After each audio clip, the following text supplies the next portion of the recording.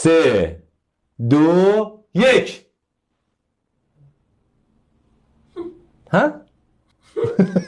خوش گفتم؟ نگفتم واو نه نگفتم که فکر میکنی اون چی گفته که چی؟ تو باید لایک و دیسلایک تو هم بگی. این یعنی چی؟ دخترمون لایک داد، تو این یعنی چی؟ هم نه هم آره. خب نه کدومش؟ من میگم خب چرا؟ تایپ هم نبودن. تو چرا لایک دادی؟ خوبن ها ولی من الان میگه جر میدن. حرفی حدیثی سخنی ماش به کله همتون. حتما قسمت از این بوده. چیزش خیلی خوشم اومده بود واقعیت.